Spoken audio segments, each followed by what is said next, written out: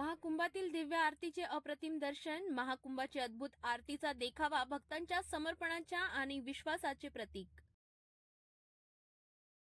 भव्य आणि दिव्य अशा झुंजीजवळ गंगा नदीवर बांधलेल्या रेल्वे पुलावरून महाकुंभाचे सुंदर दर्शन करणारा एक व्हिडिओ सोशल मीडियावर व्हायरल.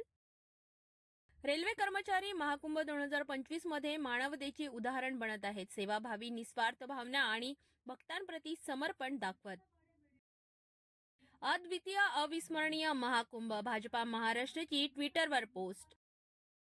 अबुधाबीहून आलेली ब्लॉगर साली अल अजब ही महाकुंभ पाहून आश्चर्यचकित झाली. यापेक्षा मोठा धार्मिक कार्यक्रम जगात कुठेही नाही म्हणत लोकांमध्ये अप्रतिम शिस्त असते.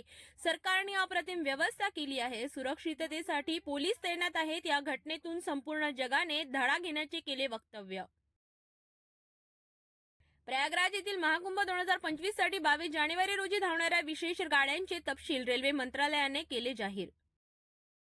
प्रयागराजमध्ये इस्कॉनने महाकुंभ दरम्यान दररोज 1 लाखाहून अधिक भाविकांना भोजन देण्यासाठी अत्याधुनिक मेगा किचनचे केले उद्घाटन. संपूर्ण महाकुंभमध्ये 20 नियुक्त ठिकाणी अन्न तयार करून केले जाणार वितरित. प्रयागराजमधील गंगा, यमुना आणि सरस्वती या 3 नद्यांचा पवित्र संगम असलेल्या त्रिवेणी संगमात पवित्र स्नान करण्यासाठी हजारो लोक संगमाच्या घाटांवर जमतात. त्रिवेणी संगमात आतापर्यंत सुमारे 8,81,00,000 भाविकांनी पवित्र स्नान केले. महाकुंभचा आज 10वा दिवस. एक दुर्मिळ खगोलीय परिवर्तन जे 144 वर्षात फक्त एकदाच घडते. प्रयागराज येथील महाकुंभमध्ये महामंडलेश्वर राजश्री मा मूळच्या जपानच्या सनातन धर्मातील त्यांनी आपला प्रवास शेअर करत हायलाइट केले की जीवन आणि स्वतःबद्दलची सर्व उत्तरे या तत्वज्ञानामध्येच सापडतात.